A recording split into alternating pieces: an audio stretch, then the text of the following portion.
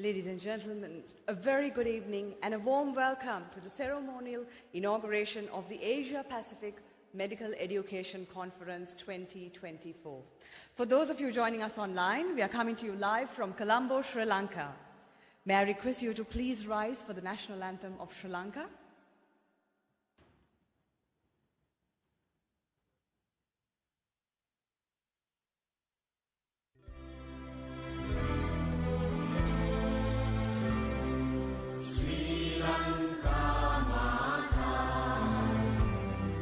Sri Lanka, Namo, Namo, Namo, Namo, Mata. Sundara Siddharini, Surani Ati Sobhamana Lanka. Dhanya Dhanaya Mekamal Valatulu Piri Jaya Bhumi Ranya.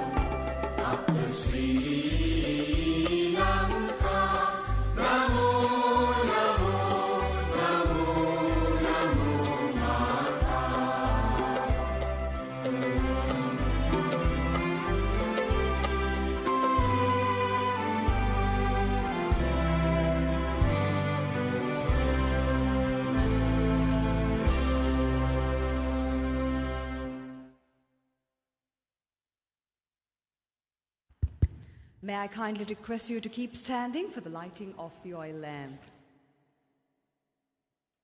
The flickering brightness that emanates from an oil lamp symbolizes wisdom, hope, and knowledge. In keeping with the tradition, I now call upon the following dignitaries to light the lamp of learning and mark the commencement of this historic conference. Our chief guest this evening, the Minister of Education of the Democratic Socialist Republic of Sri Lanka, Honorable Dr. Susil Premajayantha. Our guest of honor this evening, the Minister of Health of the Democratic Socialist Republic of Sri Lanka, Honorable Dr. Ramesh Patirana. Vice Chancellor of the University of Colombo, Sri Lanka, Senior Professor H.D. Karunaratne. Dean of the Faculty of Medicine, Yong Lu Lin School of Medicine, National University of Singapore, Professor Chong Yap Seng. Dean of the Faculty of Medicine, University of Colombo, and Conference Co-Chairperson, Professor Vajra Dissanayake. Senior Director at the Center for Medical Education, Yong Lu Lin School of Medicine, National University of Singapore, and Conference Co-Chairperson, Dr. Juji Passamarasekara. Co-convener of the Asia-Pacific Medical Education Conference 2024, Professor Indika Karuna Tilaka. and co-convener of the Asia-Pacific Medical Education Conference 2024, Professor Gominda Ponnamperuma.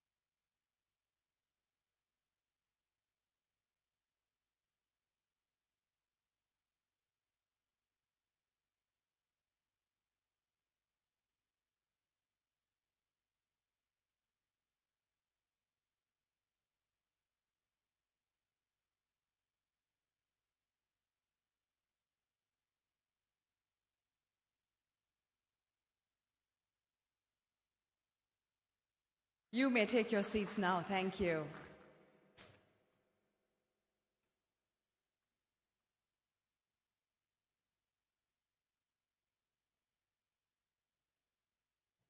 Think big, start small, and act now. The inception of the Asia-Pacific Medical Education Conference was inspired by the driving spirit encapsulated in these words. And since its modest beginnings in 2003, the Asia-Pacific Medical Education Conference has evolved into a significant global event in the field of medical education. The conference serves as a focal point for addressing trends, issues, priorities, and strategies in the ever-evolving landscape of medical education. This annual conference has not only attracted participants from the Asia-Pacific region, but also international delegates from various corners of the globe. And this year's conference is no exception, drawing health professions educators, researchers, and scholars from over 38 countries. The Dance Circle of the University of Colombo has choreographed a dance embellished with the essence of Sri Lankan traditional dance to welcome all of you to this little island we call home. Undoubtedly a symbolic instance of unveiling the beauty and vigor of the Sri Lankan tradition and culture. Let our students welcome you to our little island in a truly Sri Lankan manner.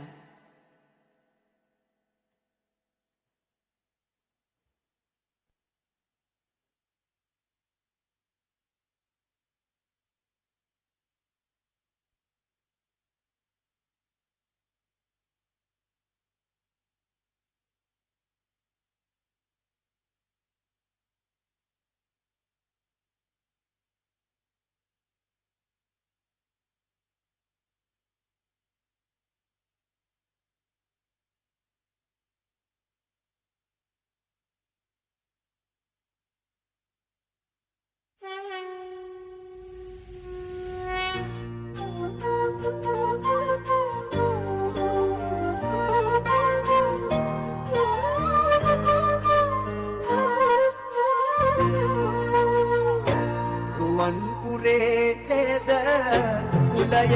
යන්නේනා වනී සුරතල් නාමය බැඳේනා හිතේ නොසන්සුන් නැටුමක් වෙලේනා ලැබූ නැටුම් පද වෙදකම් මුදනා මයන පදද හිඳේ නළුගෙන වරුණා රඟන රැඟුම්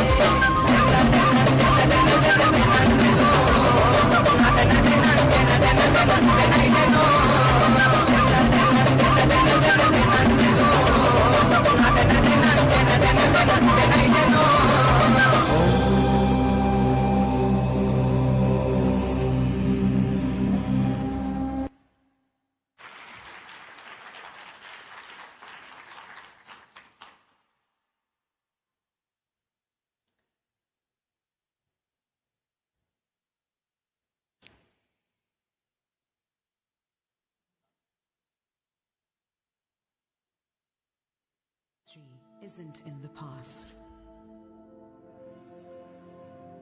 Our heritage isn't our better times. Our culture isn't done being defined. It's in the air. It's in the earth. It's in the waters. As it has been for thousands of years. As it still is this morning. Sri Lanka isn't a place, it's a marvel, a brave new world that wasn't made by the rules. She's a rebel of nature. She's a blessing of imagination, of untold innovation and resilience. Let's tell the story of Sri Lanka with the same courage this island was born of. It's in how we love, how we believe, how we protect, how we share, how we feast, and how we heal. As we dismiss strangers by making them friends.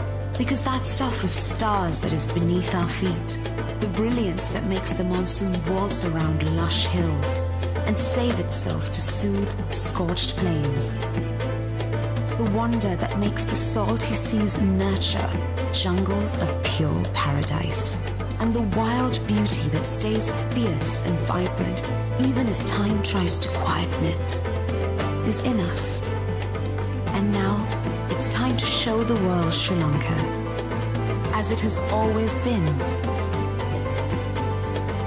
but never been realized before.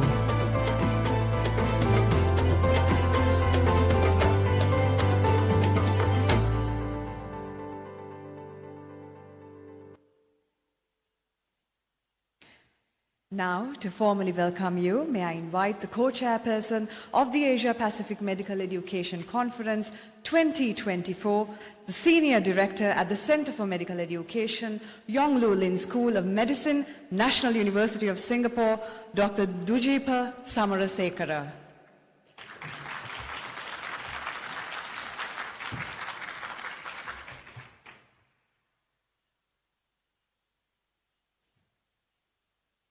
Thank you, Rista. Good evening, everyone. Chief Guest, Minister of Education, Sri Lanka, the Honorable Dr. Susil Premajayantha. Guest of Honor, Minister of Health, the Honorable Dr. Ramesh Pathiranan. World Health Organization Representative to Sri Lanka, Dr. Alka Singh. Officials and delegates from the Ministry of Health, Sri Lanka. Chairperson, University Grants Commission, Professor Sampath Amaratunga, Vice Chancellor of the University of Colombo, Professor H.D. Karunaratne, Dean, Faculty of Medicine, Yong Lu Lin School of Medicine, National University of Singapore, Professor Chong Yap Seng, Dean, Faculty of Medicine, University of Colombo, and Conference Co-Chairperson, Professor Vajira Disanayaka, Deans of Medical Faculties, Faculties of Nursing, Allied Health, Schools of Allied Health, distinguished speakers, judges, and invited guests. I'm pleased to welcome you to the 21st Asia Pacific Medical Education Conference 2024. I'm Dujipa Samarasekara, the conference co-chair. Over the past 20 years, APMEC has endeavored to build a community of like-minded scholars in medical and health professions education. This year's theme, AI in Health Professions Education, reflects the growing importance and the impact of artificial intelligence on healthcare delivery, education, and research. Over the past 20 years, APMEC has slowly built itself and grown from where we started in 2003, from 300 to more than 1,200 participants pre-COVID. I'm happy to share that we have over 900 participants from 38 countries who have joined us in person as well as virtually today for this conference. And this is the first in-person conference outside of Singapore. And I'm very happy that we have been able to bring it to Colombo in Sri Lanka. Thank you for your strong support.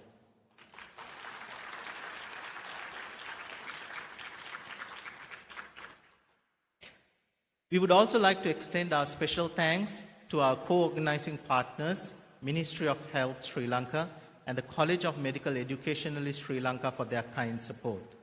And of course, we are very grateful to our other partners, the Association of Medical Education in Europe, Accreditation Council for Graduate Medical Education, Asia Pacific Biomedical Science Educators Association, the Western Pacific Association for Medical Education, the International Association of Medical Science Educators, the Asia Pacific Medical Education Network, and the Health Informatics Society of Sri Lanka for their collaboration and strong support. This year, we have more than 100 international, regional, and local experts sharing their expertise as well as their wisdom with us to shape and transform the future of medical and health professions education. We have planned a stimulating and enriching program for our partners starting from Monday and Tuesday, where we had virtual, short and free communications. Then yesterday and today, the workshops, the pre-conference workshops, and there will be post-conference workshops happening in Kelaniya, the Medical University of Kelaniya, the Faculty of Medicine, University of Jaffna, the Faculty of Medicine there, and in Kandy, at University of Peradeniya, Faculty of Medicine. And starting from tomorrow at the Bandaranaike Memorial International Conference Hall, we will be having the symposia, the panel discussion, the plenary lectures, and the keynotes. Now, when we organize this conference, I've been sharing with my colleagues from Singapore who are very meticulous in planning and strategizing and getting things done way ahead, that when we plan something outside, and also in Sri Lanka being my home country, that it's like a Sri Lankan wedding. Up until the day of the wedding, things look completely chaotic, and we do not know whether it's going to happen or not. But on the day of the wedding, things come together beautifully, and it would wow and mesmerize the best wedding planners in the for this conference too.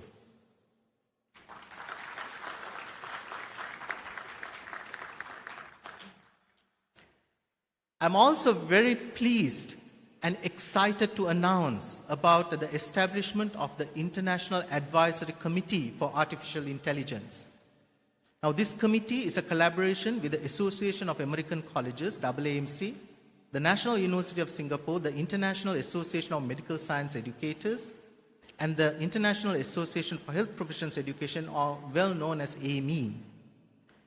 The charge of the International Advisory Committee is to provide insights and recommendations to global health professions education groups on how to use artificial intelligence intelligently, and also with value add to our community and the professions, health professionals whom would be serving in the future for their communities and patients. I'm also delighted to host the Health Education Academic Leaders, or HEAL, meeting at this conference, APMEC 2024. It is represented by leadership from medical and health professions organizations to collaborate on aspects of education that are relevant and meets the needs of the society of our health professionals that they serve. The meeting will be held on the 20th of January, and I'm very grateful to Professor Peter De Jong and Professor Gominda Ponnamperuma and Julie Hewitt for organizing this here in Singapore, as well as from APMEC, the President, Professor Shubha Ramani. Thank you very much. Now, organizing a conference like this requires a lot of support. and very grateful to the organizing committee, as well as the Secretariat. Personally, I'm very grateful to the teams from the Faculty of Medicine, University of Colombo, and our team from Center for Medical Education at National University of Singapore for organizing APMEC 2024. Thank you very much, teams, for organizing this. Now, I'm going to take another minute and share a very quick Sri Lankan parable. You know, in Sri Lanka, we have two types of elephants. One is called the pageant elephants, and the others are called the logging elephants. And I can safely say, from organizing committee, from the Dean, Professor Vajira Disanayaka, all the way to everyone in the Secretariat, they all chipped in. And I can assure you they are all the latter kind, not the pageant elephant. The only pageant elephant here is me. Right? So thank you very much once again, teams, for your support. I would also like to personally thank the International Advisory Panel, Professors Ronald Harden, Professor Vishna Devi, Harumi Gomi from Japan, Henry Young from Taiwan, who are all here, Marcus Henning from New Zealand, Dianta Sumintri from Indonesia, Michael Wan from Australia, and Palita Abekon from Sri Lanka. So thank you very much for your inputs and insights to make this conference truly a wonderful event in Sri Lanka.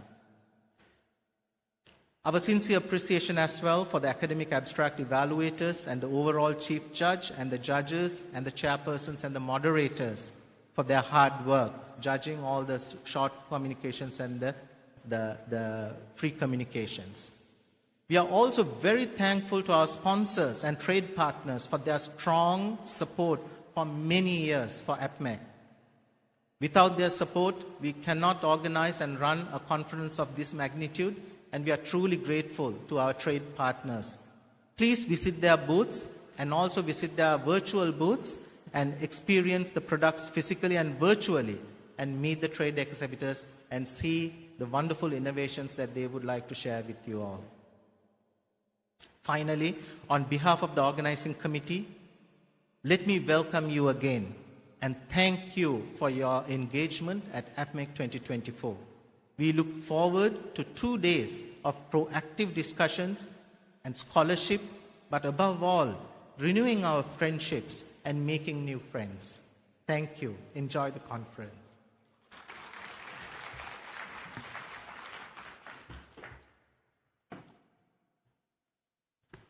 Thank you, sir. I now invite the Dean of the Faculty of Medicine, University of Colombo, Sri Lanka, and co-chairperson of the Asia-Pacific Medical Education Conference 2024, Vidya Jyoti, Professor Vajira Disanayaka, to address this esteemed gathering.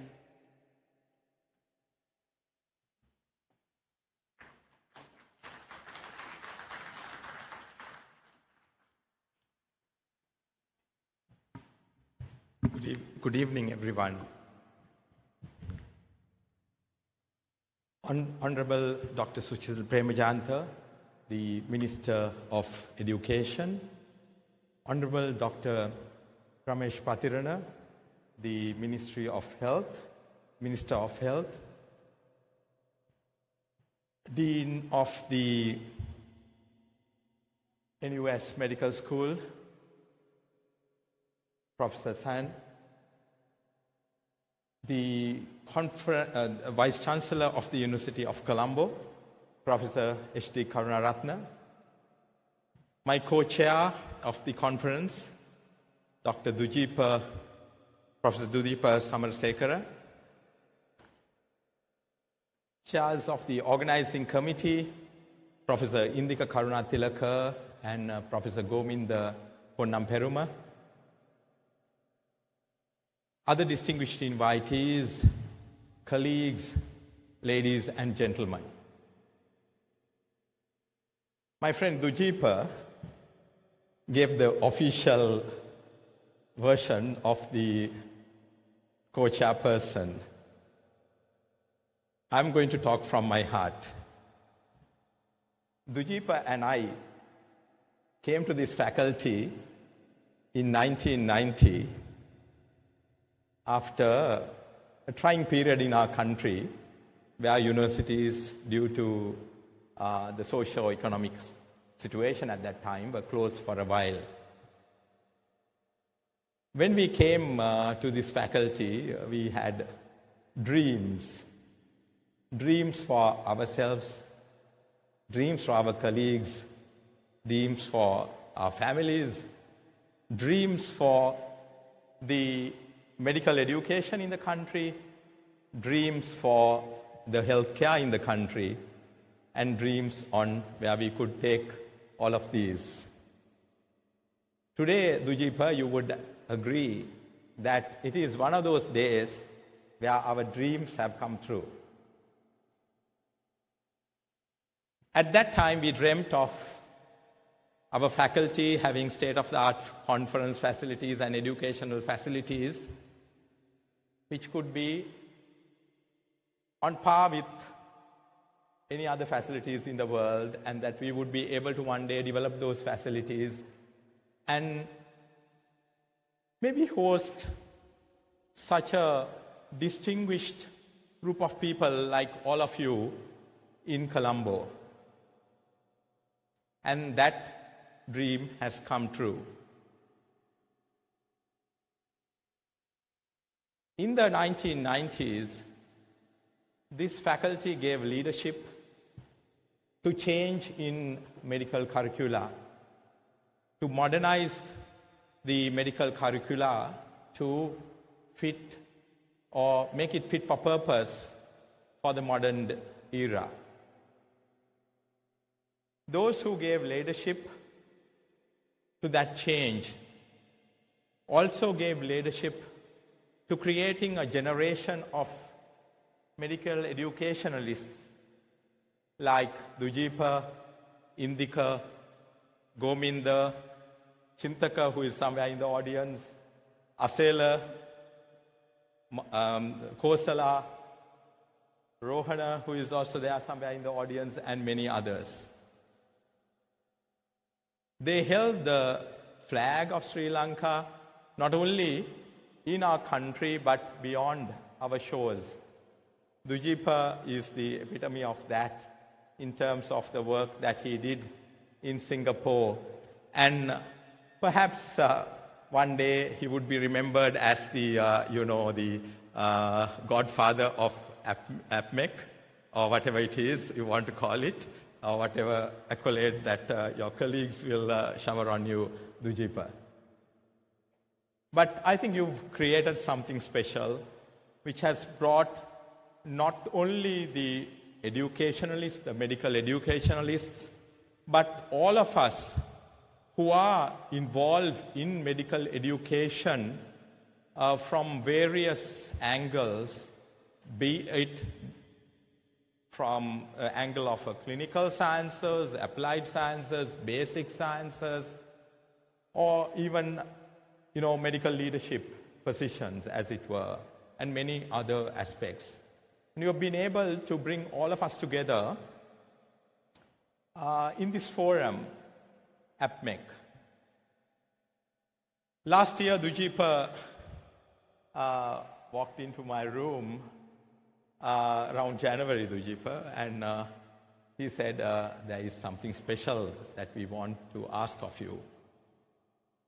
We would like to award APMEC to Colombo, and I count on you to deliver this baby, as it were, because it's the first time that it would be held in person outside of Singapore. A few months later, myself, Indika, Gominda, we all went to Singapore to APMEC 2023 to accept the awarding of the conference to Sri Lanka. And 6 months later, 6 to 8 months later, we are having this conference. Perhaps, Dujipa, I was thinking, it is probably the APMEC conference which had the shortest gestation. A few months ago, towards November, as Sujipa was saying, we had a lot of things in different places, and I was thinking to myself, are we going to deliver a premature baby? But I think today we have proven that we have delivered a full-term baby in its glorious form. And the workshops that we conducted, the online sessions that we conducted, and the conference that we are looking forward to tomorrow and day after will be the proof of that pudding, as it were.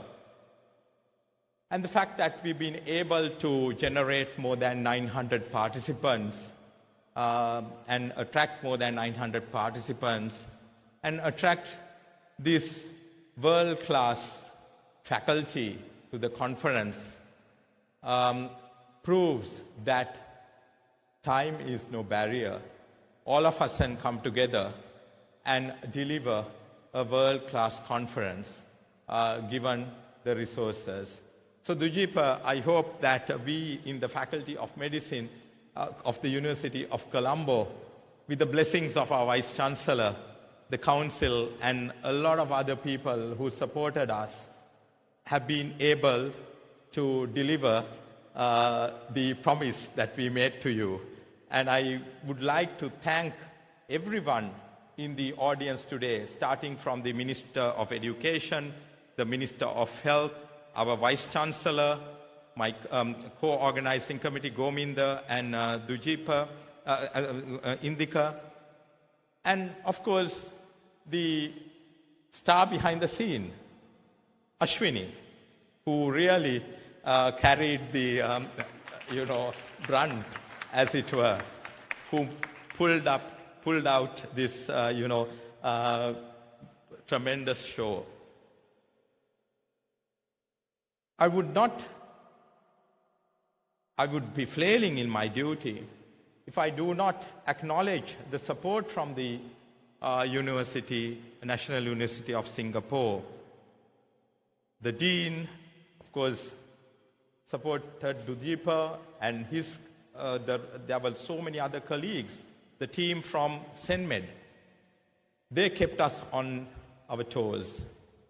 And the support, the advice, the encouragement that you gave us was so invaluable.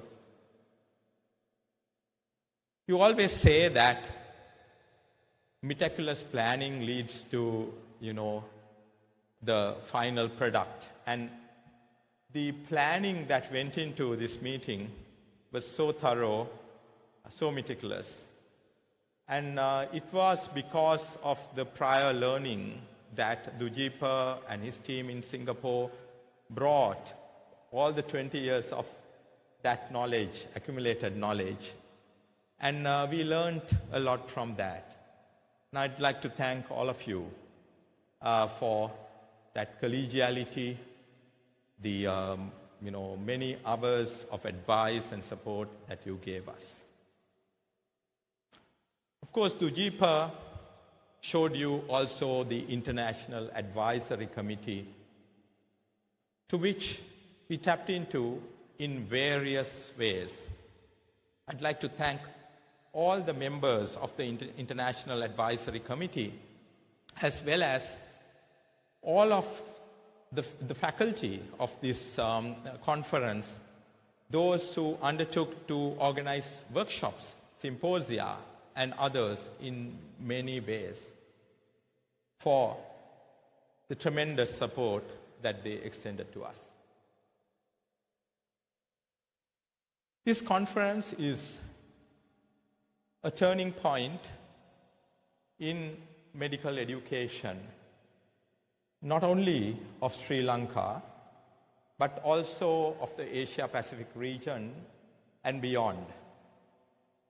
For the reason that I think this is the first conference ever of this nature which is dealing with artificial intelligence in health professions education. Dujipa articulated how we plan to take the learnings from this conference forward through the collaboration that has been built. I'm sure there are lots of universities, medical schools in this audience, the leadership of those medical schools in this audience, who would be willing and able partners in that collaboration. And I'm sure we are embarking on a long-term journey that we can all be proud of in the years to come.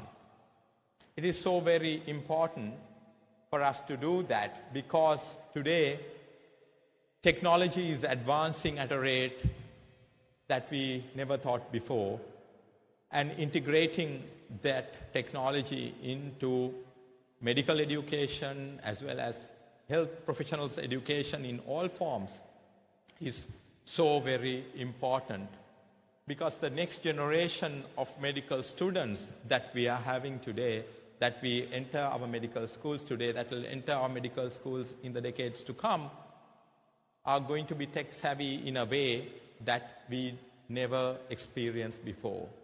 And we need to be ready for that.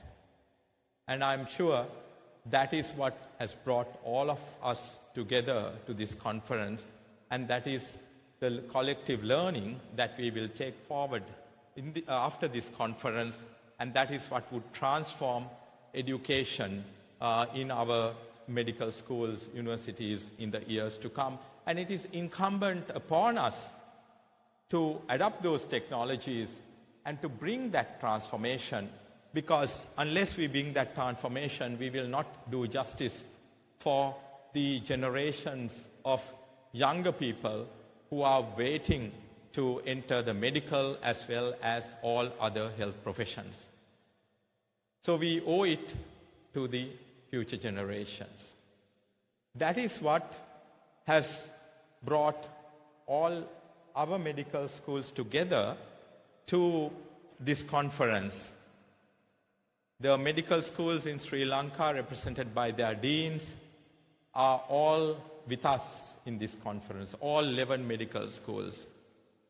And I will be failing in my duty if I do not acknowledge the deans of all the medical schools in Sri Lanka who have sponsored their colleagues to come to the conference, who are hosting the post-conference meetings in their medical schools on Sunday, and have helped us in various ways.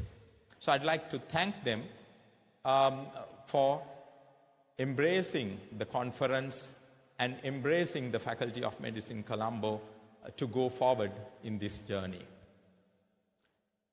So with those words, ladies and gentlemen, I'd like to welcome all of you who have come to this conference from all corners of the world, from Canada to Australia to New Zealand to parts of Middle East, Africa, as well as East Asia, China, and other parts. You have honored us with your presence here at the conference. And the Minister of Education and the Minister of Health has also honored us with their presence here today, because they acknowledge the important role that technology is going to play in not only health professions education, but also delivery of health care in this country and beyond. And I'm sure they will be our champions when we go forward to implement what we have gathered from this conference. So with those words, ladies and gentlemen, let me wish you all the very best for the conference. For those of you who have come from far, I hope that all of you would enjoy the hospitality of Sri Lanka and would have time to visit the country and enjoy some of the sight sceneries, beauties, the beaches and whatnot, everything that Sri Lanka has to offer, and take back with you fond memories of our country. Thank you very much.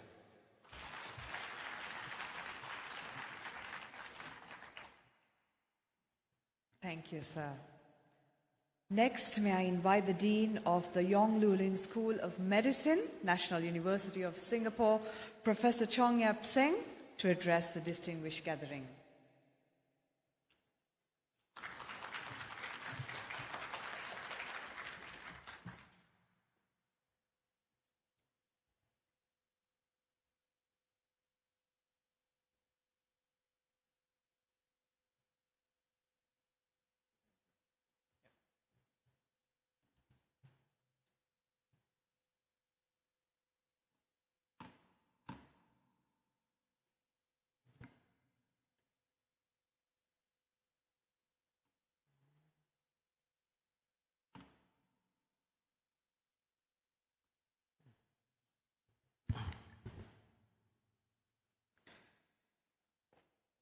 Good evening. Chief Guest, Minister of Education, Sri Lanka, the Honorable Dr. Susil Primajayanta. Guest of Honor, Minister of Health Sri Lanka, the Honorable Dr. Ramesh Patirana. Vice Chancellor of the University of Colombo, Professor H.D. Karunaratne. Dean, Faculty of Medicine, University of Colombo, and Conference Co-Chairperson, Professor Vajra Dissanayaka.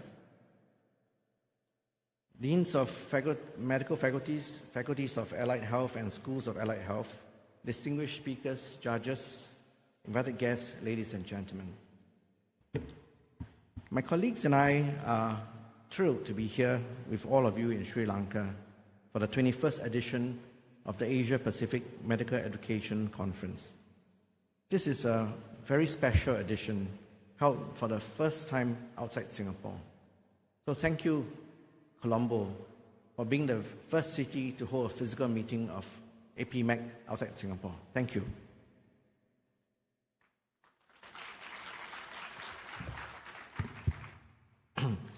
The American author Mark Twain was enchanted by Sri Lanka when he visited it in 1896, calling it a dream of fairyland and paradise. Twain's old world views of lands and peoples new and previously unknown to the West may appear amusing to us in the 21st century. But travel, and more intrinsically movement, the comings and goings of people, molecules, microbes, as well as electrons, is indeed the foundational idea that lies behind APMEC 2024, which has as the theme, Artificial Intelligence in Health Professions Education. Let me explain myself. Healthcare is the improvement of health through the prevention, diagnosis, treatment, and alleviation or cure of illness, disease, injury, as well as other physical and mental impairments on people. For the longest time, this has meant a relentless struggle against the invisible microorganisms and molecules inside the human body that are the pathological basis and genesis of illnesses. With digital technology, the possibilities within healthcare are greatly enhanced. Algorithms now power medical diagnostic and interventional equipment and facilities, freeing healthcare professionals to bring their clinical expertise to focus more attentively and fully on their patients. The advent, introduction, and deployment of artificial intelligence in the armament of healthcare is the next revolutionary digital step forward for medical science. The fight between microorganisms and electrons is joined, and we have entered an era where AI and machine learning is going to be our new and latest effective weapon. It is therefore timely that this APMEC focuses on how AI is shaping and powering healthcare and medical education. Let me tell you how we are introducing this in NUS. We've enhanced the curriculum from medicine undergraduates by implementing a compulsory minor that delves into artificial intelligence and biomedical informatics to better prepare our students for the new era. Our medical students will need to complete this minor during the undergraduate candidature. Healthcare students need to be exposed to different possibilities and scenarios that will allow them room to exercise critical thinking on how best they can apply their clinical skills to complement the vast potential of the current digital landscape that could radically change the trajectory of medical and scientific advances for the better and usher in a new era of possibilities in digital health therapeutics.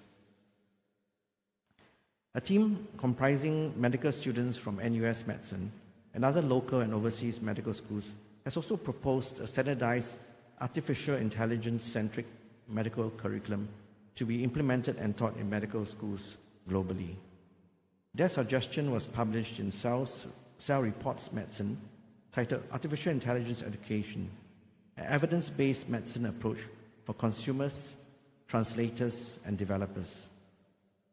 The AI curriculum is designed for future healthcare practitioners and will comprise 4 pillars: technical concepts, validation, ethics, and appraisal. Such an AI-based curriculum will cater to the different levels of familiarity and competency of the students, which the paper's authors have classified as consumers, translators, and developers.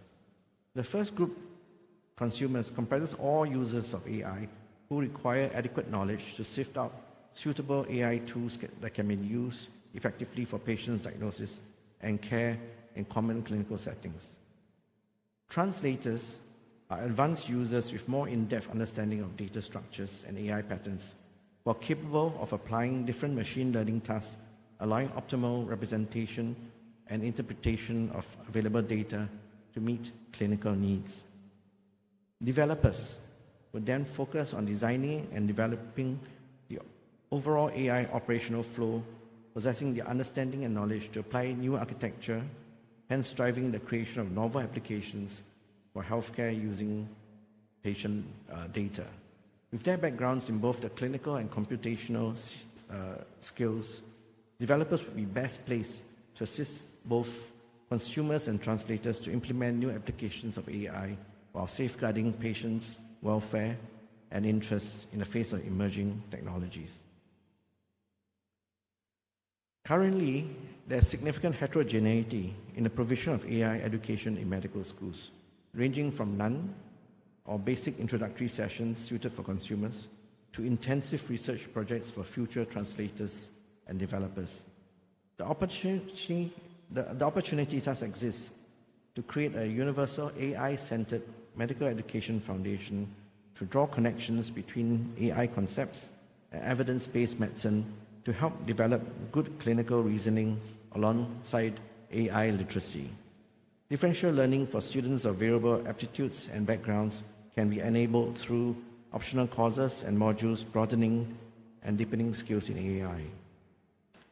Nonetheless, the curriculum should still cater largely to consumers to prepare them for an ever-changing clinical environment. A range of teaching formats can be employed, including case-based learning, project work using real-life clinical problems, and peer-to-peer teaching. Interprofessional collaboration can also be advocated for by creating opportunities for students in medicine, allied health, computer science, and engineering to work together. Another global phenomenon that healthcare professionals must confront and deal with is climate change. While our profession is dedicated to the health and well-being of people, the climate footprint from healthcare constitutes 5 to 8% of the global total, more than aviation and shipping industries, making it the 5th largest emitter on the planet. Healthcare is undermining the foundations of good health across the world by contributing significantly to climate change. Singapore is particularly vulnerable, heating up twice as fast as the rest of the world, a trend that is risking health outcomes. So the Yong Lin School of Medicine established the Center for Sustainable Medicine to pioneer and help lead the health profession's response to climate change. And it's not about Singapore. Singapore only produces 0.1% of the carbon dioxide in the world. it is about the 5 to 8% that the healthcare industry is producing. So what we want to do is not to try and green Singapore, but to green the practice of healthcare and medicine across the world.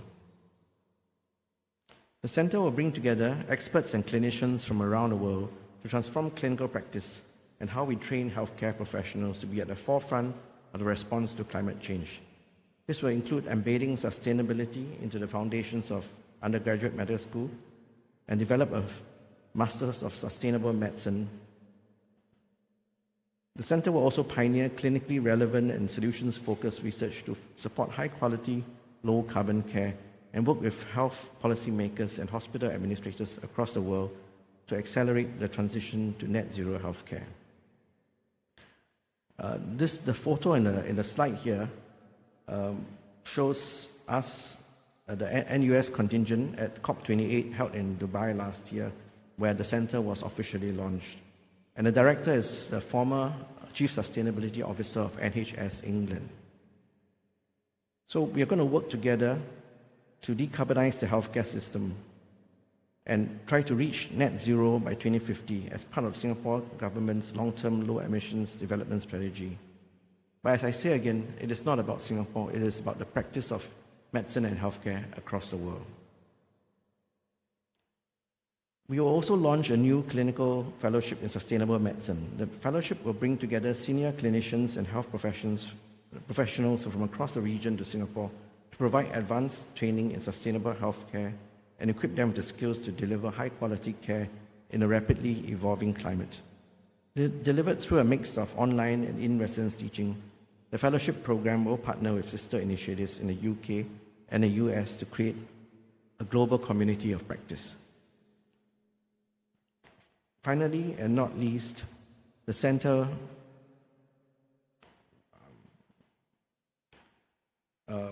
will also work closely with NUS medicine educators to undertake a comprehensive review to refresh the medical syllabus for undergraduate medical students. So beyond preparing students for the demands of medical practice, the new curriculum will inculcate in students a holistic outlook that recognizes the intersections between human and environmental health. I'm also glad to inform you that Singapore will be hosting the first in-person meeting of the newly formed Lancet Commission on Sustainable Healthcare in March 2024. This landmark academic commission, convened by the Lancet, brings together the world's leading experts to better understand the links between health, healthcare, and climate change. So, finally, APMEC events have always been packed with interesting content, and this edition is no different. In closing, I want to encourage everyone to open your hearts and minds and participate in what is truly a unique medical learning experience. Thank you.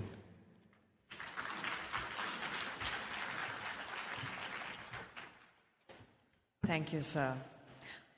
I now invite the Vice-Chancellor of the University of Colombo, Sri Lanka, Senior Professor H.D. Karunaratne, to address the esteemed gathering.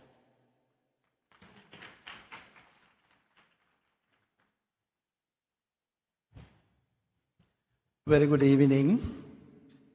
Honorable Dr. Susil Premajayantha, Minister of Education, and Honorable Dr. Ramesh Pathirana, Minister of Health in Sri Lanka, and Professor Yang Zheng, Dean of the Faculty of Singapore National University, Faculty of Medicine, Professor Vajira Disanayaka, Dean of the Faculty of Medicine, University of Colombo, and Dr. Dujipa Samarasekara, all other distinguished invitees, my colleagues in the University of Colombo.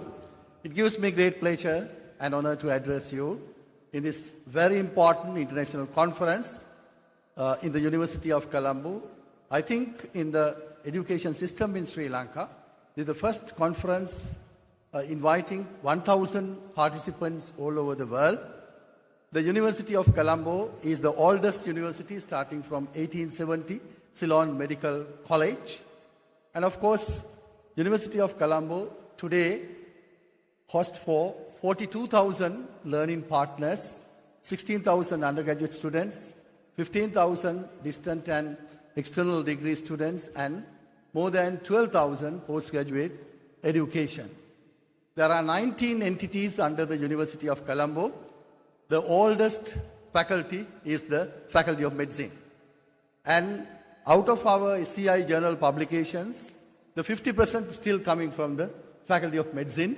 So Faculty of Medicine is leading the University of Colombo in all ways. During the last 5 years, I see that there is a massive progress, in particularly in line of research.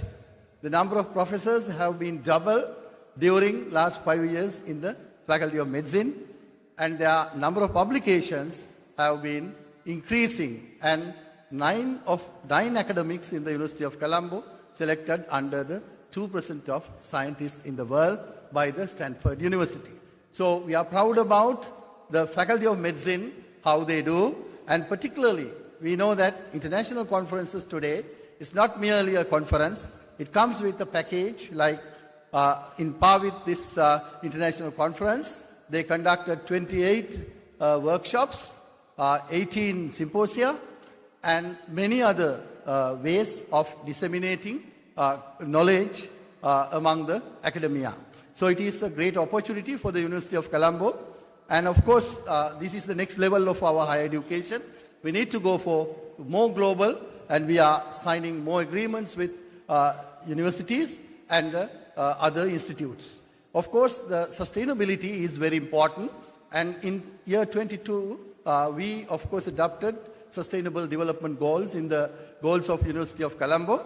And of course, we do maintaining the digital tree inventory in University of Colombo. You can see each and every tree in the University of Colombo, there is a QR code.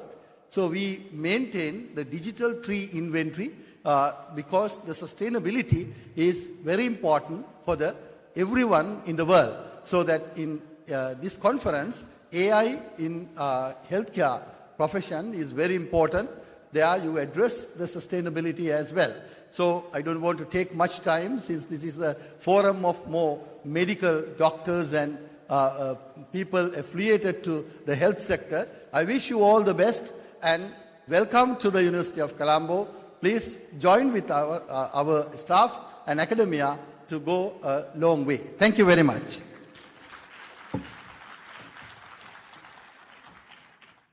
Thank you, sir. We now have another cultural performance in store for you. It showcases the enchanting lifestyle of Sri Lankan folk, characterized by simplicity and social harmony. It portrays how villagers share love and peace in society, even in the face of the challenges of village life. Ladies and gentlemen, please put your hands together once again for our students from the University of Colombo.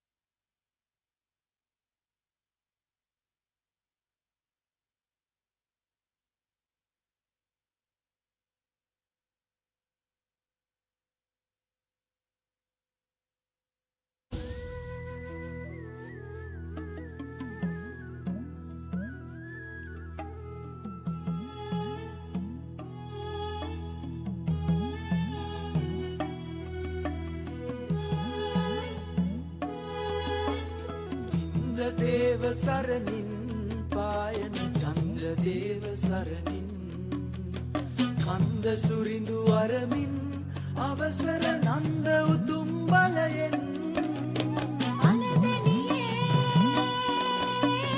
ඇවිද ගියේ වේවැල් කැපුමා වින්ද දුකක් නොදැනේ රටා මනරම් මන්ද තවත් උපමා කියන දේවැල කළ විස්කම්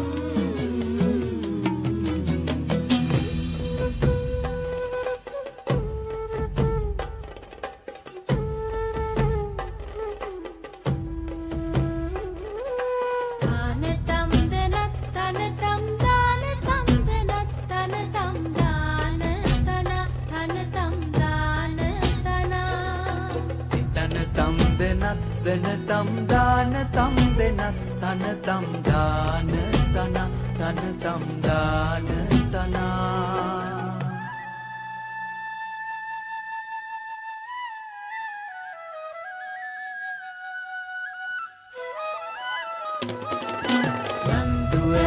කුළු හරඹෙට සින්දු කිය කියා නැටුමට රුසිරු මනා නැටුමට රුසිරු මනා නැන්දු හසින් ලන්දු පෙළට ලන්ද දිගේයි හනිකට ඇඹුල තනා හනිකට ඇඹුල තනා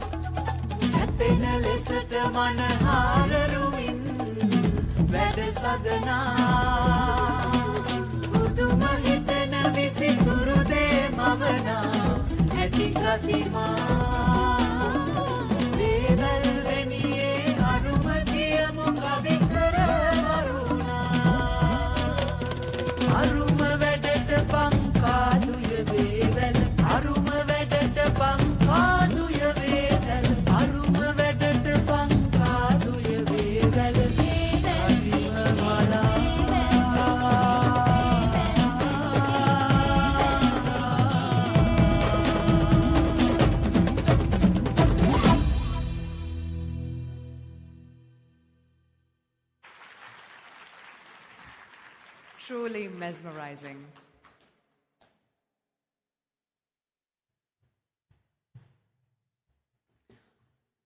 Now it gives me great pleasure to invite our guest of honor this evening, the Minister of Health of the Democratic Socialist Republic of Sri Lanka, Honorable Dr. Ramesh Pathirana, to address the gathering.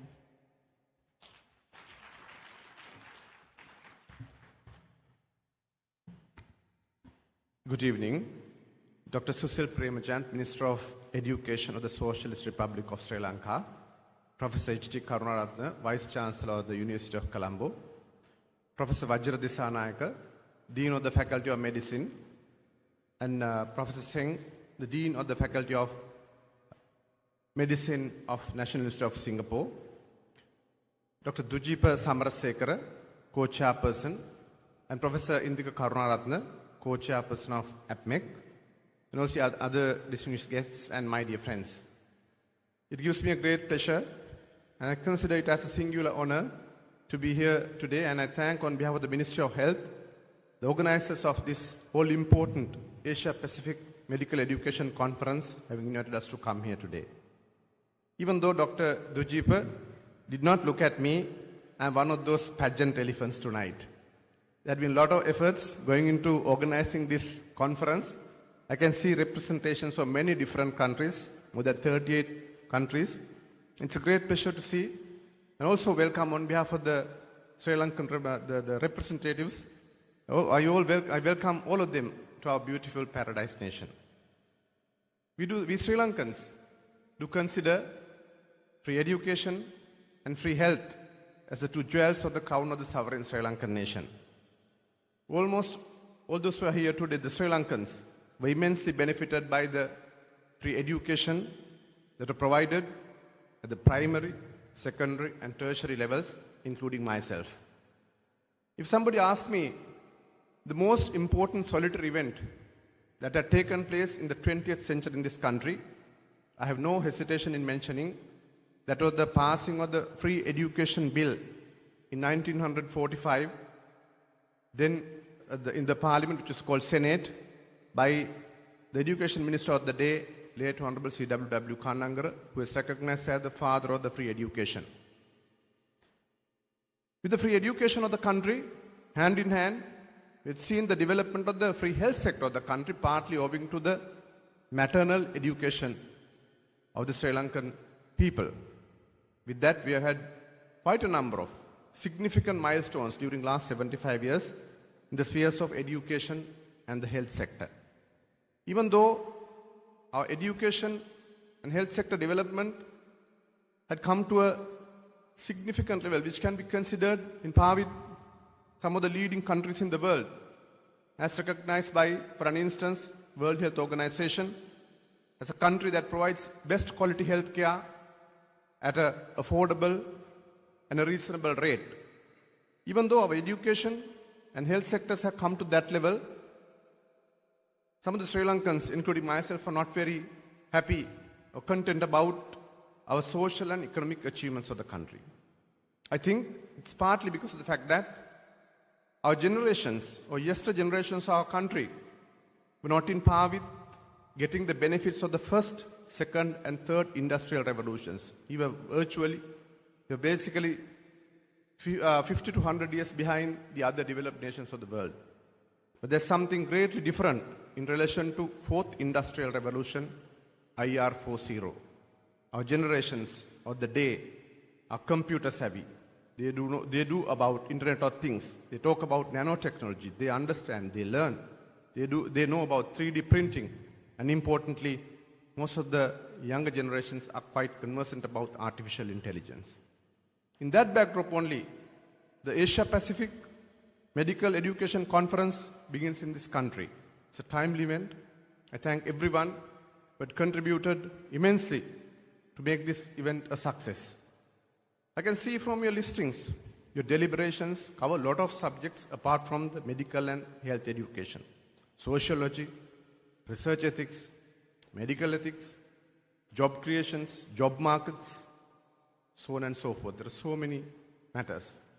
It's very much connected to the Sri Lankan lifestyles today, and the knowledge that would be imparted during your conferences would really recreate and reshape the future of the medical and health education of the country. We were going through a difficult time economically in 2022. Despite the economic difficulties, even in yesteryears, since we gained independence from Britishers in 1948, successive governments of the country, they invested heavily in the education sector. If I may recall some numbers, we had only 3,000 schools in the country in 1948. We have 10,300 today. We added 7,000 more schools to our education system during the last 70 years. We had only one university in the country. We have 17 more added to the universities in the country. We had more than 200 different faculties affiliated to those universities. And covering this particular subject, we had only one medical faculty in the country. We are 11 in the country now, and 3 or more, 4 faculties to be established in the country, adhering to the quality international medical standards of the country. So I'm sure your deliberations will throw light into those sectors, and surely those ones would be further strengthened in time to come. So it's glad to see, it's heartening to see a lot of participants from the other countries must have heard a lot of things about, possibly the negative ones about our country. But having come to this country, you realize it's not so bad in the country. In fact, it's getting better by the day. So I also request all of you, during your busy schedules, to take some time out to travel around the country, so the beauty of the country, and also to enjoy the traditional Sri Lankan hospitality.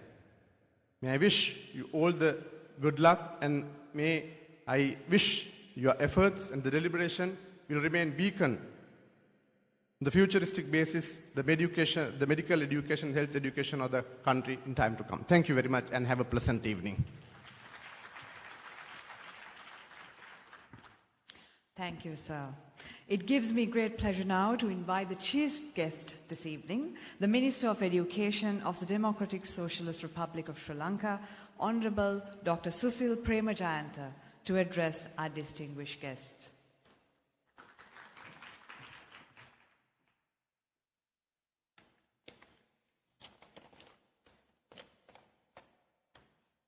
Guest of honor, my cabinet colleague, Dr.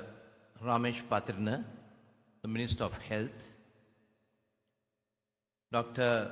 Alak Singh, WHO representative for Sri Lanka, Secretary of the Ministry of Health, Chairpersons, University Grants Commission, Secretary of the Ministry of Health, Additional Secretaries, Vice Chancellor, Professor H.D. Karunaratne of the University of Colombo, Professor Chong Yap Singh, Dean, Yulong Lin School of Medicine, National University of Singapore, Dean, Faculty of Medicine, University of Colombo and Conference Co-Chairperson, Professor Vajra Disanayaka, Senior Director, for Medical Education, Yong Lu Lin School of Medicine, National University of Singapore, and Conference Co-Chairperson, Dr. Dujipa Samarasekara, Deans of Medical Faculties, Faculties of Allied Health and Schools of Allied Health,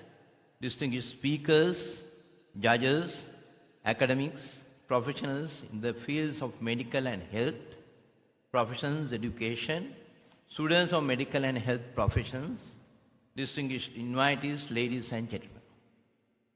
First of all, I thank the organizers of this conference covering Asia Pacific region, but representing 38 countries all over the world at this very important and timely organized Asia Pacific Conference in Colombo, Sri Lanka.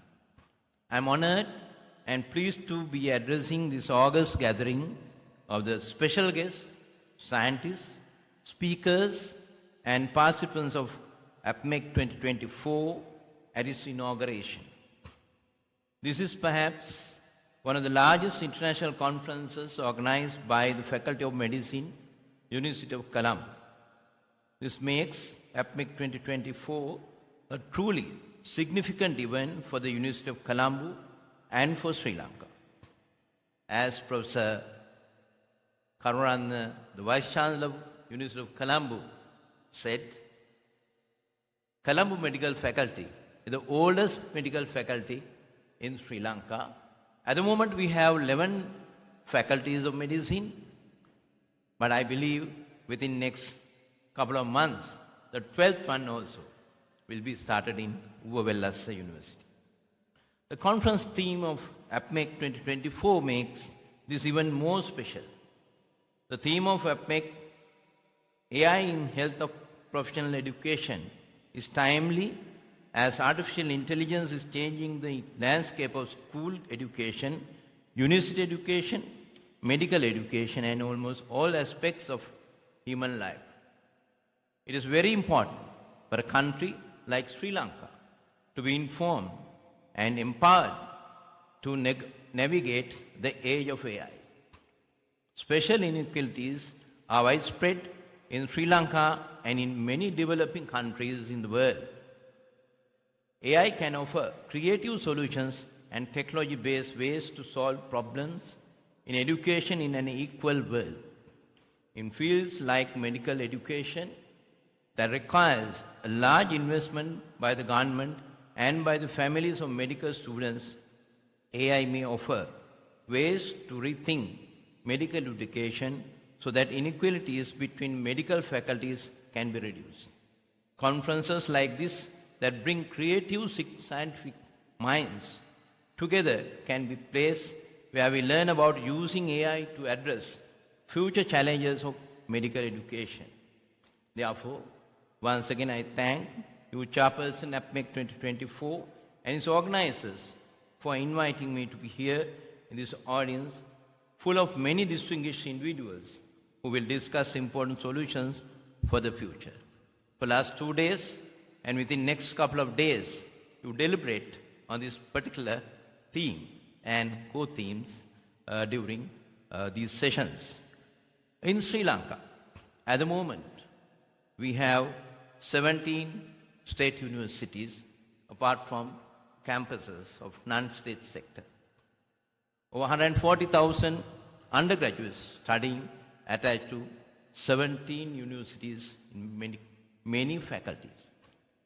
So in 11 medical faculties, our annual intake is 2,400. So every year, we produce over 2,000 medical professionals in our country. So we are proud of it. As my cabinet colleague said, in our country, 75 years ago, we started free education in 1945 after deliberating 14 years at committee stages of then State Council. At that time, in 1940s, our literacy rate was somewhere around 46%. But I am proud to say, as the Minister of Education, today, as a result of free education in our country, our literacy rate is 93.6% and the leading country in South Asia. So, that is why most probably National University of Singapore, the Faculty of Medicine and the Faculty of Medicine of University of Colombo decided to have this August assembly here in Colombo. I noticed both co-chairs stated the importance of this conference in Colombo. This is the first time outside Singapore that you hold this conference in Colombo. So as the Minister of Education, in Sri Lanka, when the transforming education, the general education, the higher education, and vocational training and skills development. So it's a Herculean task. So we had many attempts during last few decades, but this time we are going to do it again. Thank you very much for inviting me for this August Assembly today, and I wish this will be a great success within the next couple of days. Thank you. Thank you, sir. May I kindly request you to remain on stage?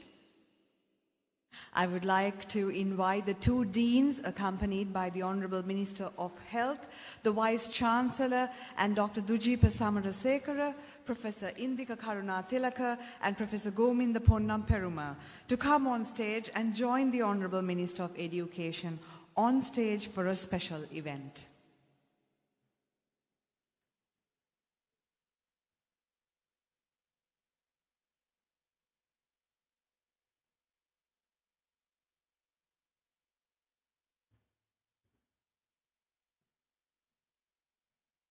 In their presence, the two deans will exchange gifts symbolizing the collegiality and friendship between the Yong Loo School of Medicine, National University of Singapore, and the Faculty of Medicine, University of Colombo, Sri Lanka.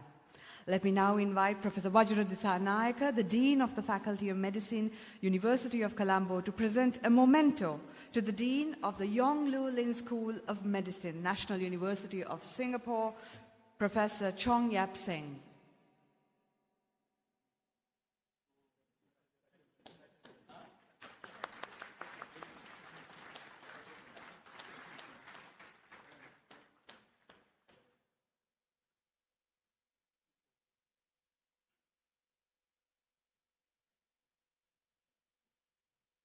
In turn, let me now invite Professor Chong Yap Singh to present a memento to Professor Vajra Dissanayake, the Dean of the Faculty of Medicine, University of Colombo, Sri Lanka.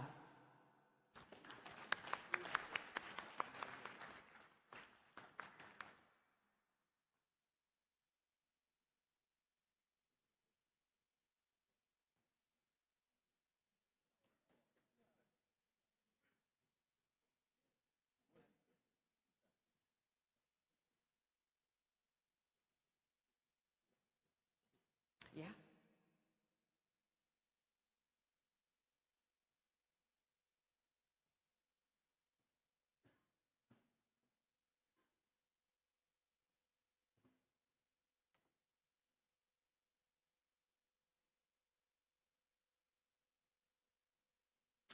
I would like to thank the Honourable Ministers, the Vice Chancellors and the members of the presenting party. Thank you.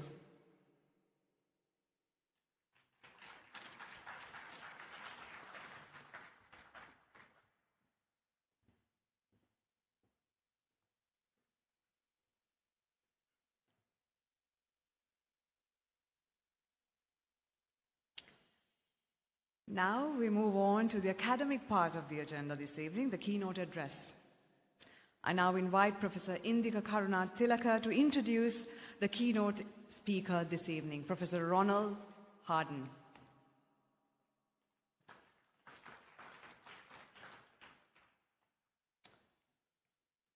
It's a great pleasure and privilege to introduce Professor Ronald Harden, the keynote speaker of this evening, the guru and mentor of many medical educationists in this audience, including myself.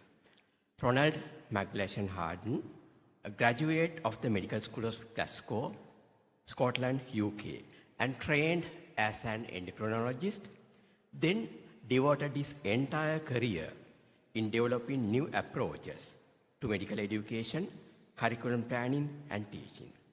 Ideas which he has pioneered, including the Objective Structured Clinical Examination, OSCE, giving him the title the Father of OSCE, which has been universally adopted as a standard approach in assessment, the SPICES model, and outcome-based approach. He has published more than 700 papers in peer-reviewed international index journals, and he is the co-editor of the best-selling book, The Practical Guide for Medical Teachers, and the author for Essential Skills in Medical Teacher, which has received a British Medical Association commendation. Professor Ronald Harden is the editor-in-chief of Medical Teacher and the Emeritus Professor of Medical Education in University of Dundee. He has been recognized globally for his contributions to excellence in medical education, including being awarded the Honorary Fellowship of the Royal College of Physicians and Surgeons of Canada, and he was also recognized with prestigious Hubbard Award of the National Board of Medical Examiners in USA. He was awarded by the late Queen the OBE for his service in medical education, and was presented with the Mentoring, Innovation, Leadership in Medical Education Scholarship, the Miles Award, for the outstanding contribution to the advancement of medical education and academic medicine in Singapore in 2006. During the same year, he was awarded the Karolinska Institute Prize for Research in Medical Education, which is considered as a Nobel Prize in Medical Education. In 2010, he was the recipient of the APMEC Lifetime Achievement Award in recognition of his contribution to medical education. Distinguished invitees, ladies and gentlemen, I take great pleasure in presenting to you Professor Ronald McGlashan Harden, the keynote speaker of the APMEC 2024, Colombo, Sri Lanka.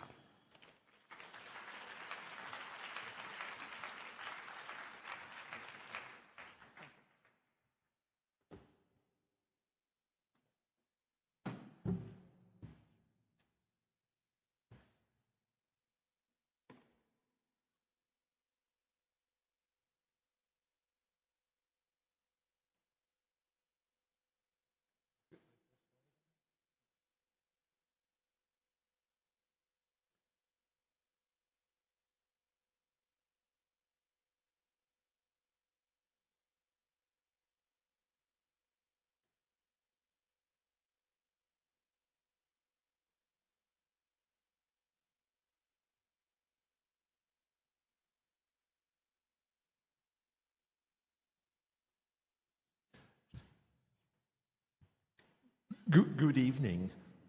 Honourable ministers, honoured guests, Vice-Chancellor, deans, conference participants, friends, and of course, Dujipa. I'm delighted to be invited to contribute to this APMEC conference. When I received the invitation, I was wondering what would the title of my presentation be. And looking out the window of my house in Dundee, I saw this rainbow. And it gave me the inspiration, why not talk about somewhere over the rainbow with regard to artificial intelligence in medical education. So that was the title.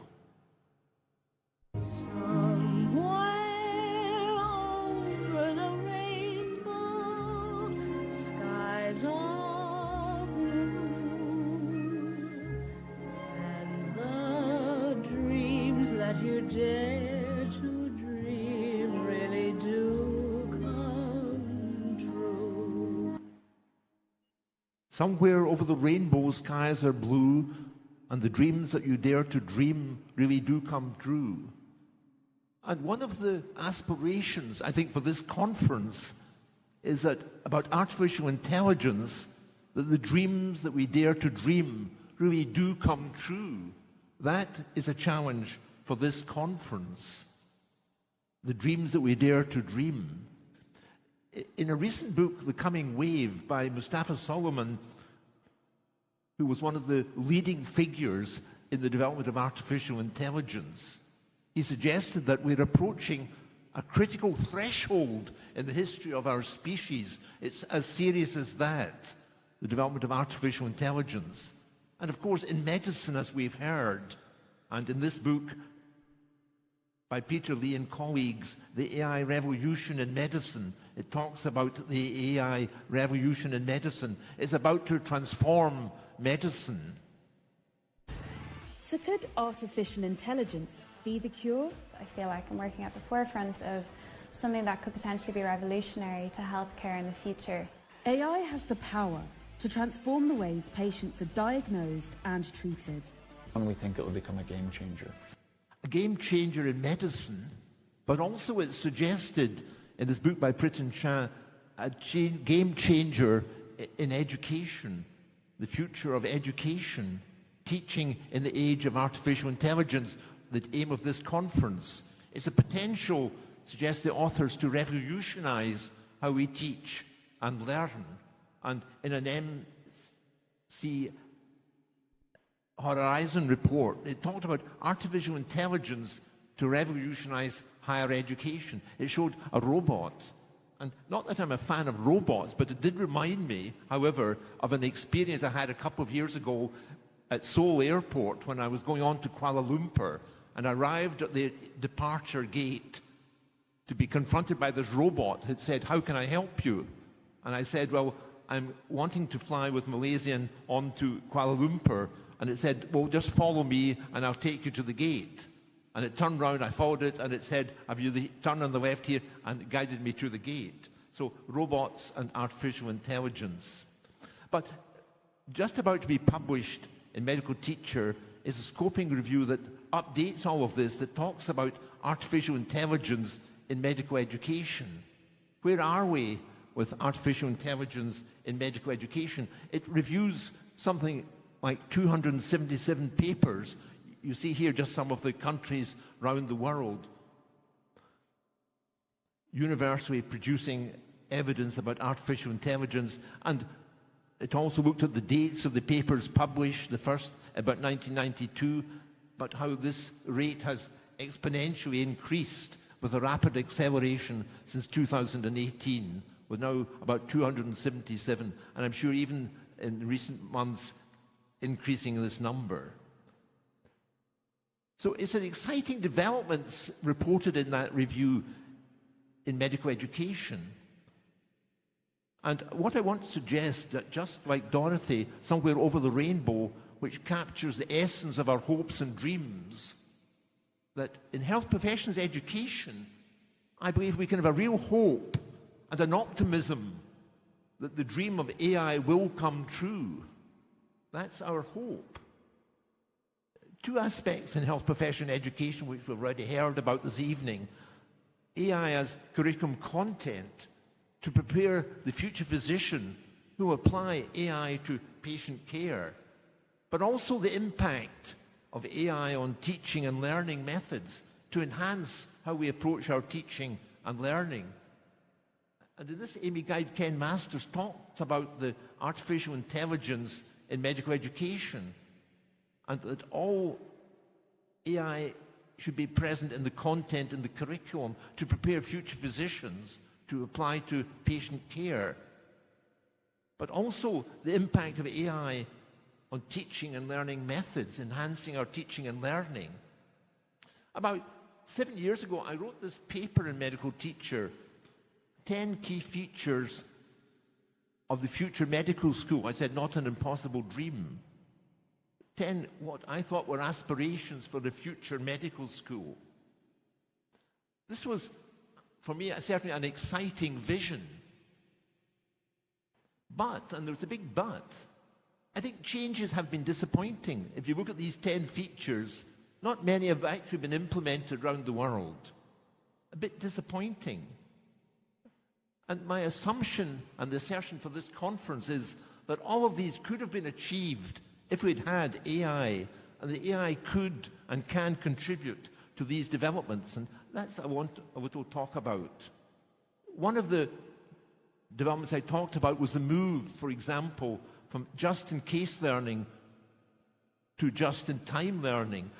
A big problem in education we have, of course, is information overload.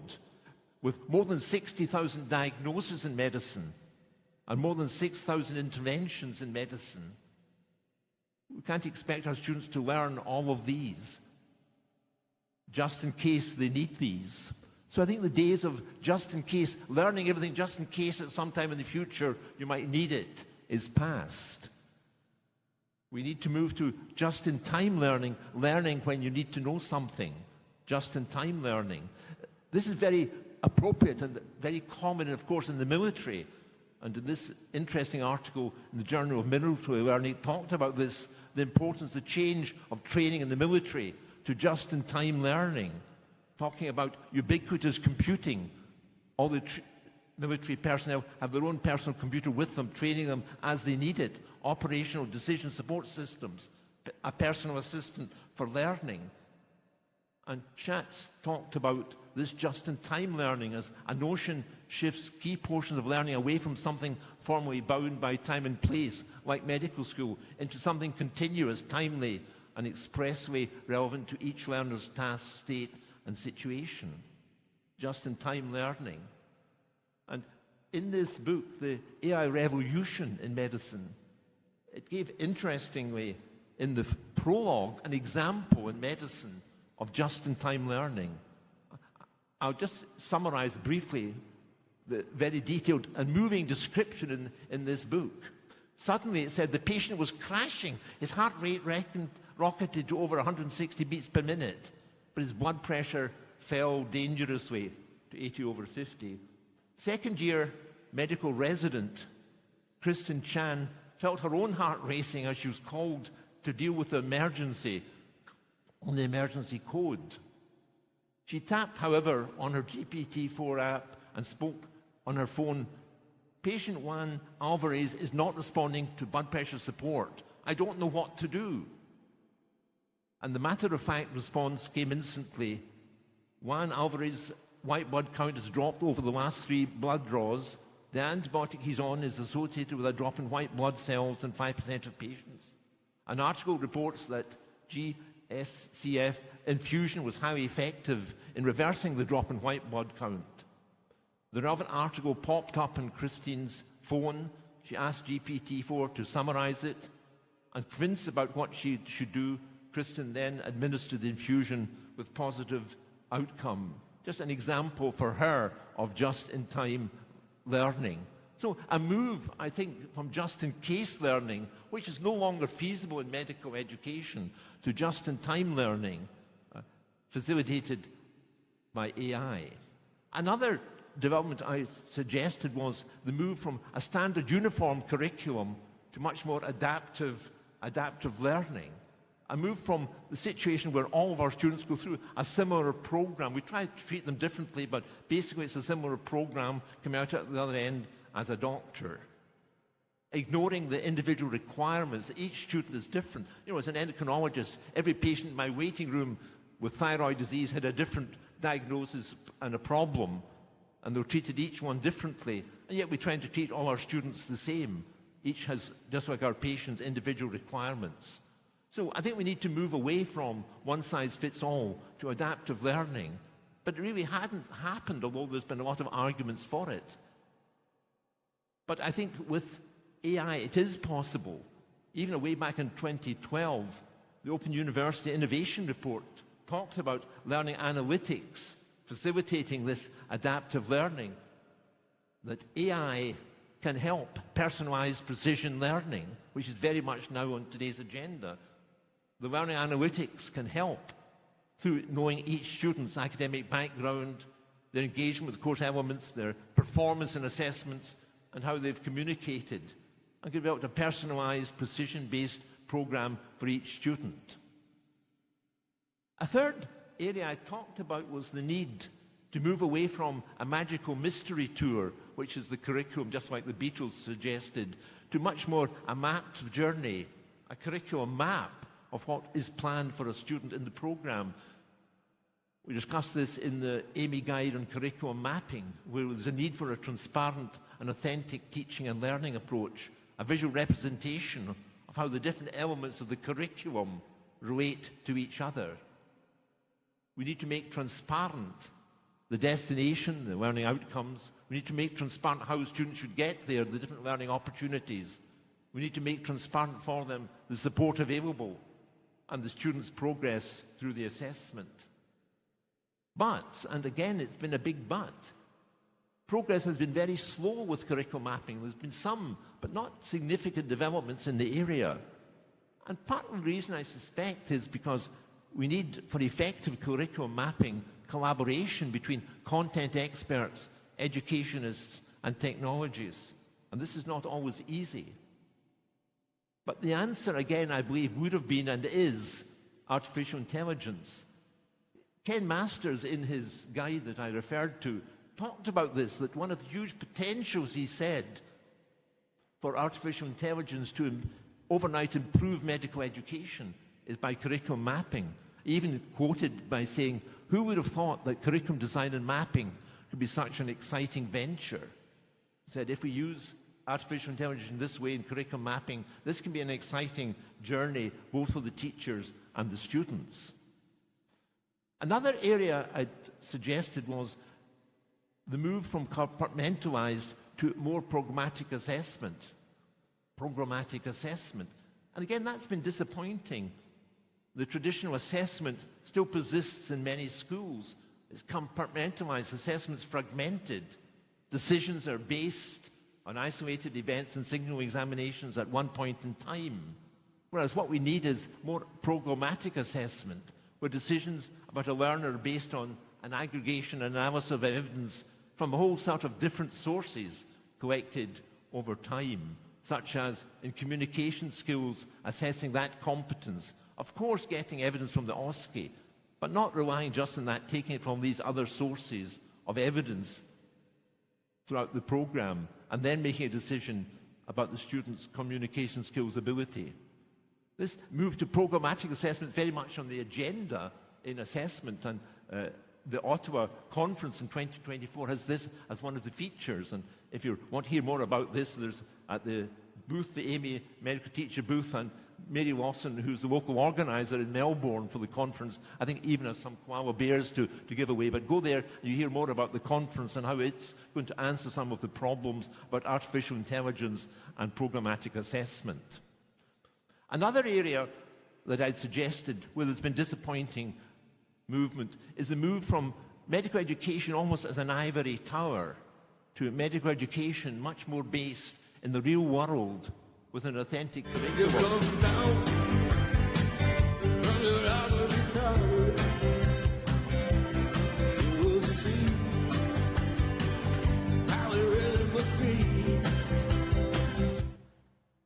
Down from the ivory tower to introduce an authentic curriculum from the ivory tower to the real world, where learners will develop the ability to perform in the workplace as a doctor. I mean, that isn't what our education is all about, that we teach our students to perform in the workplace as a doctor. And AI with virtual and augmented reality has a major role to play in this. We've already seen a number of papers already published showing how virtual reality and virtual patients can be developed using artificial intelligence. So it's already very much on the agenda. And the final trend I had mentioned that has been disappointing has been the notion that the student moves from someone who's simply a client or a consumer, someone we teach, to someone who's a partner in the learning process, who's a partner with us in learning. And I published just earlier this year with my daughter Jenny Harden this book, The Changing Role of the Student. And we looked at these different roles of the student and how these are changing, and how there's a participation ladder. Where are we in our medical school in terms of the role of students? Is it there's no participation, no real partnership between students at the bottom end? Or who's controlling the curriculum? Is it the students in full control?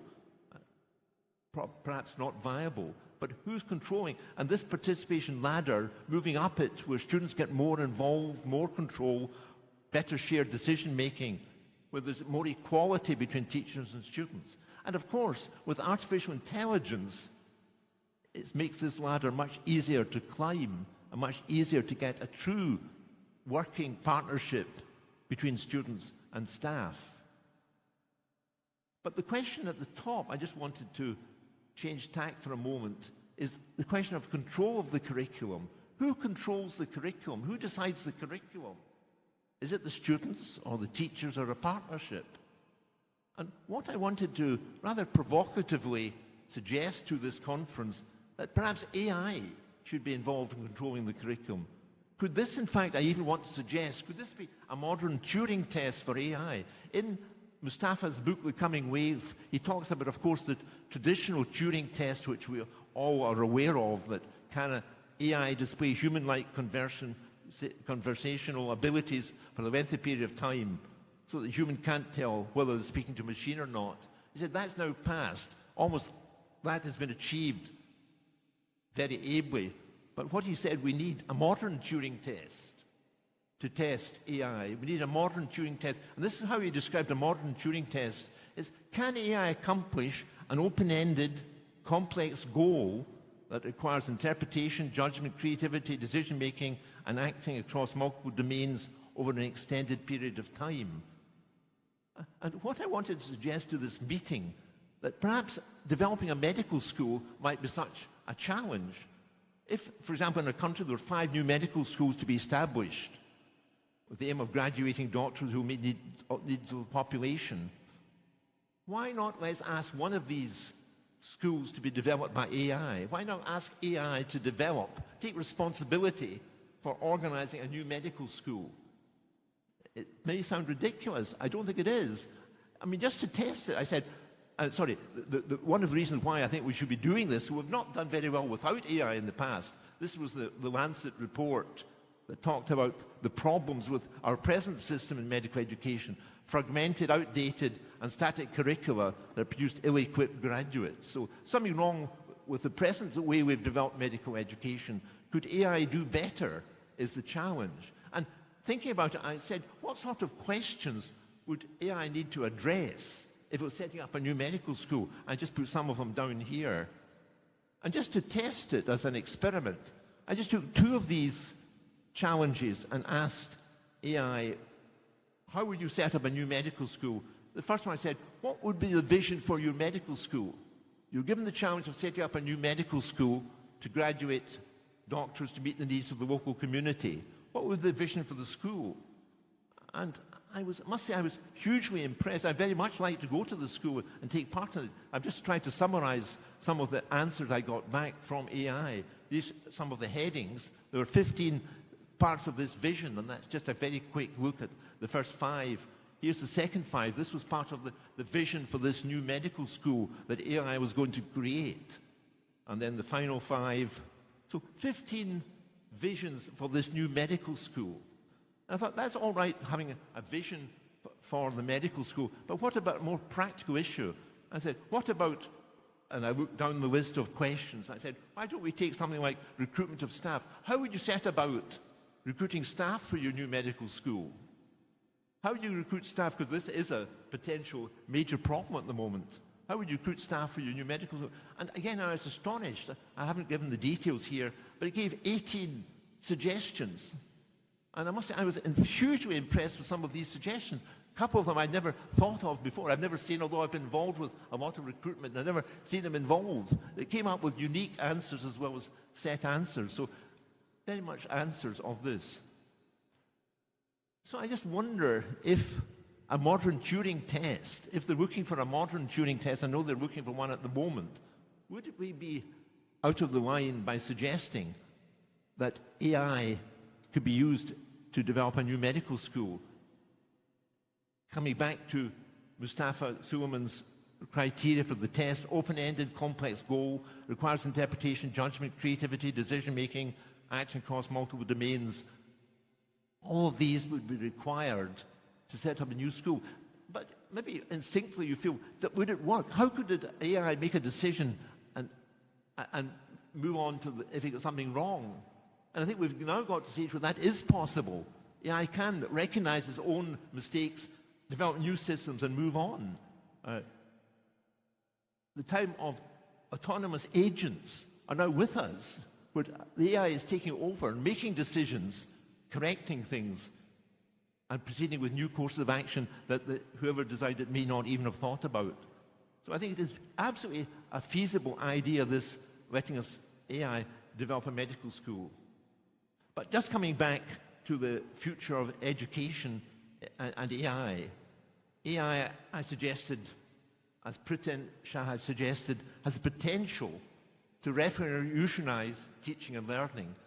I talked about my own disappointment with some of the issues I talked about in the past, and how AI, in fact, could actually help just-in-time learning, the move from just-in-case, just-in-time learning, a personal coach everyone can have to work with them, with AI. The move to precision learning, learning analytics through AI, can achieve that quite easily now. The move to an authentic curriculum, again, much more possible now with AI through a virtual augmented reality. Curriculum mapping, which has been very difficult, as Ken McMaster said, with AI is now a joy. Programmatic assessment with predictive analytics, again, very much possible.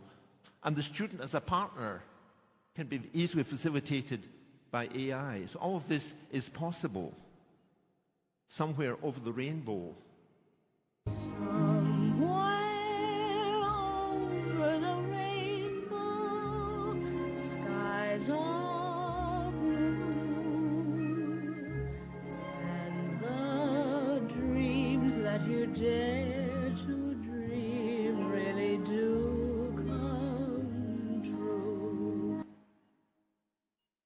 What I wanted to suggest was we can find our own version of somewhere over the rainbow, just as Dorothy did. We can find our own version. Maybe this conference should be looking at what is version of somewhere over the rainbow where our dreams can come true. Because AI is not just a dream, I'm arguing. It's a rapidly evolving reality. And this will play a major role in health professions' education. And the challenge of this conference is to establish that. It will involve all our changing role as teachers. With Pat Webber, we wrote this book, The 8 Roles of the Teacher, and this is changing already because of AI. AI is accelerating our responsibilities as teachers. But I just wanted to end with two quotes. One is from Ken Masters, a very provocative thought. And he said in his guide, those who ignore AI will have temporary comfort. It'll be comfortable, easy just to ignore it, put it aside. But when they finally realize that it's all around them, they wonder how they missed it. You know, we'll miss it. We won't realize we've missed something till it's actually happened. And the final quote I wanted to leave with the conference is from another interesting book by Hightower on academia and AI. And the author suggests that the future of higher education isn't just being written by AI.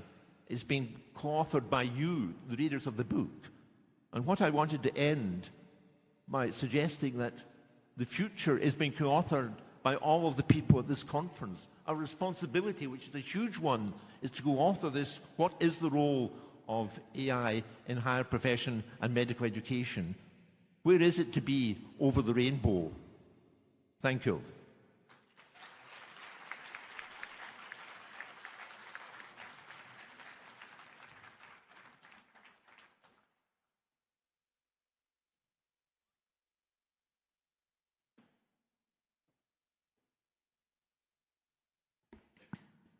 Thank you, sir.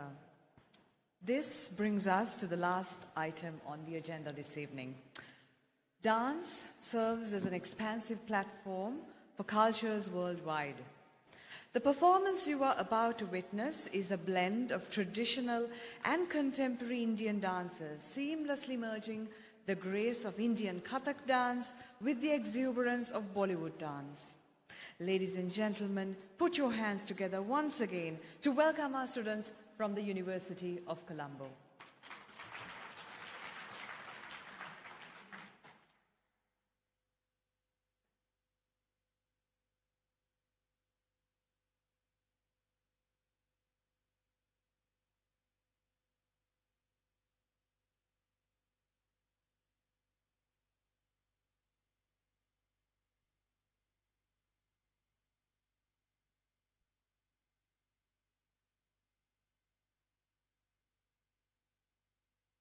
जिया चले जा चले धड़क धड़क भड़क दिल धड़क धड़क गया भड़क ना माना जिया चले जा चले वो नील अंग सा रूप रंग लो सुन समाधि प्रेम भंग रंग अंग फिर मन मदंग और रंग रंग में संग संग और मंदिर दंदी कुंदी क्यों मंदिर में सुल जिंदी क्यों मंगनी बल्ला चंदरी रावे अंदिन नक सगदी मियार मंगनी रावे मंदिर दंदी कुंदी क्यों मंदिर में सुल जिंदी क्यों मंगनी बल्ला चंदरी रावे अंदिन नक सगदी मियार मंगनी रावे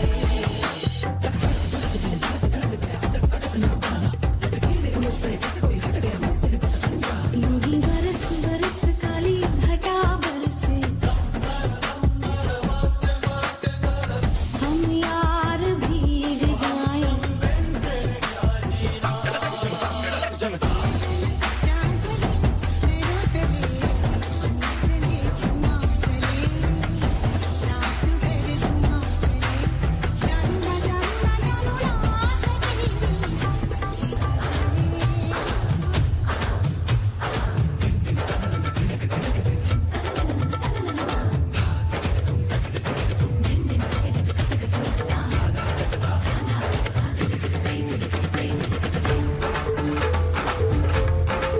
दिन वो गुजारे दिन के सितारे ये जिसके भी अंग लगे चलना हवा पे जाने है इसको है सुर ख्वाब के पंख लगे अरे इसके सिंगार में इंद्रधनुष के ही जितने हैं रंग लगे और जो भी कहिए हुजूर ये शगन का सिंदूर ऐसे चंदा जैसे मुखड़े पे साजे ढिंढोरा बाजे रे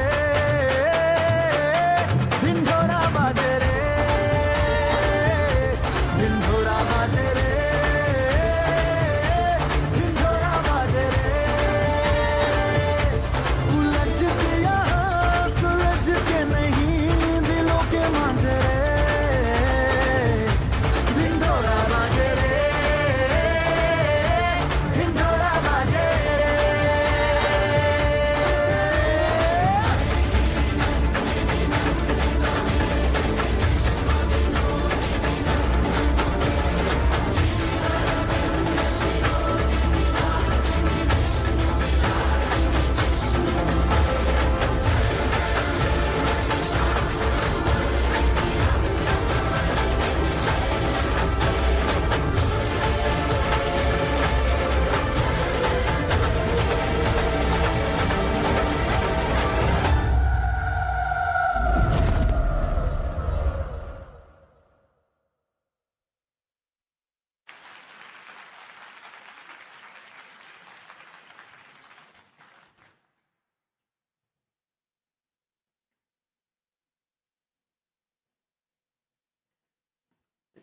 Please give our performers tonight students from various disciplines ranging from medicine, allied health sciences to arts and social sciences at the University of Colombo. Another huge round of applause for their brilliant performances tonight.